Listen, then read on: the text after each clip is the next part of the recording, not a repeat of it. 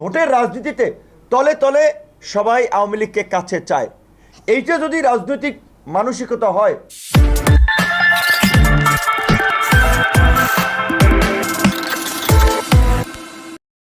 গণহত্যার এই বিচার আমরা মুখে মুখে দাবি করছি, কার্যকরভাবে কেউ কিন্তু কর্মসূচি দিচ্ছে না, জোরালোভাবে বক্তব্য দিচ্ছে না। কারণ ভোটের রাজনীতিতে তলে তলে সবাই আওয়ামী লীগকে কাছে চায়। এইটা যদি রাজনৈতিক মানসিকতা হয়, সেটা এই জাতির জন্য দুঃখজনক হবে এবং এটা একটি অশনি সংকেত। তাই আমরা পরিষ্কার ভাবি, যারা গণ অভ্যুত্থানের স্পিরিটের আলোকে আগামী নতুন বাংলাদেশ বিনির্মাণের কথা বলছি, এই ছাত্র জনতার ত্যাগকে ধারণ করে একটা বিশুদ্ধ রাজনীতির কথা বলছি, তাদেরকে অবশ্যই গণহত্যাকারী রাজনৈতিক দল আওয়ামী লীগের প্রশ্ন অবস্থান পরিষ্কার করতে হবে। সরকার কি ভাবছে, অমুক দল কি ভাবছে, নির্বাচন কমিশন কি ভাবছে, সেটা বিষয় না। বিষয়টা রাজনৈতিকভাবে আমরা আওয়ামী লীগের রাজনীতি আগামীতে চাই কিনা, আওয়ামী লীগের মতো গণহত্যাকারী দল নির্বাচনে অংশগ্রহণ করবে, আমরা রাজনৈতিক দলসমূহ সেটা চাই কিনা। উদরপিণ্ডি বুদর ঘাড়ে চাপানোর সুযোগ নাই, দায় সারা বক্তব্য দেওয়ার সুযোগ নাই। গণ অধিকার পরিষদের পক্ষ থেকে আমরা প্রাথমিক ইনিশিয়েটিভ শুরু করেছি।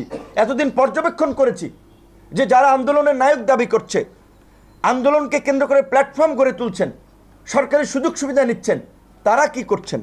অন্যান্য রাজনৈতিক দল যারা ক্ষমতায় যেতে চায়, ক্ষমতায় যাওয়ার জন্য মুখিয়ে আছে, ক্ষমতায় না গিয়েও যারা বিভিন্ন জায়গায় নিয়ন্ত্রণ করছে, কার্যত সত্য। আজকে যদি প্রশাসন দেখেন, গণমাধ্যম দেখেন, ব্যবসায়িক কমিউনিটি দেখেন, সুনির্দিষ্ট দু একটি রাজনৈতিক দলই তো এই কমিউনিটিগুলো নিয়ন্ত্রণ করছে এবং তাদের আধিপত্য কার্যত কায়েম করেছে অলিখিতভাবে হলেও। তাহলে আওয়ামী লীগের প্রশ্নে তাদের নীরবতা কেন, আমরা সেটা জানতে চাই এবং দেশবাসীকেও এই সম্পর্কে আমরা জানাতে চাই।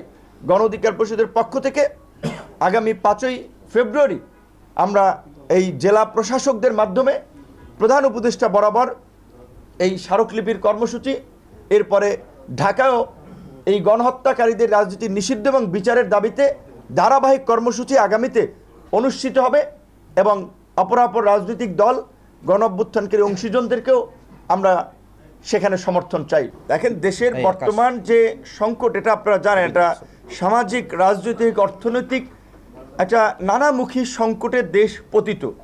এই সংকটের ন্যূনতম সমাধান না করে নির্বাচন কোনোভাবেই সম্ভব নয়। এই সংকটগুলোর সমাধানের জন্য দেশকে একটা সঠিক ট্র্যাকে নিয়ে যাওয়ার জন্যই কিন্তু এই অন্তর্বর্তীকালীন সরকার।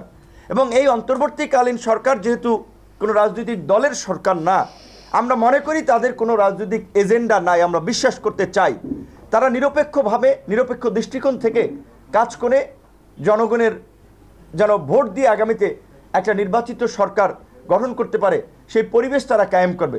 এই যে 15 বছরের যে আইন শৃঙ্খলা বাহিনী, সমস্ত এসপি ডিসি থেকে ঊর্ধ্বতন কর্তৃপক্ষ, পুরো আমলাতন্ত্র কিন্তু আওয়ামী লীগের বেনিফিশিয়ারিদের দখলে। তাহলে রাতারাতি একটি ইলেকশন হলে এই আমলাতন্ত্র দিয়ে কি ফেয়ার ইলেকশন সম্ভব? এই আমলারাই তো প্রশ্নবিদ্ধ করবে। এই ডিসি, এসপি, ইউনো, ওসিরাই তো এই গত 2-3টা নির্বাচনে আওয়ামী লীগের ভোট ডাকাতি করেছে, দিনের ভোট রাতে করেছে। কাজী প্রশাসনের একটা শুদ্ধি অভিযান এবং রাজনৈতিক সমঝোতা, এর জন্যই কিন্তু এই 15টি সংস্কার কমিশন করে দেওয়া হয়েছে।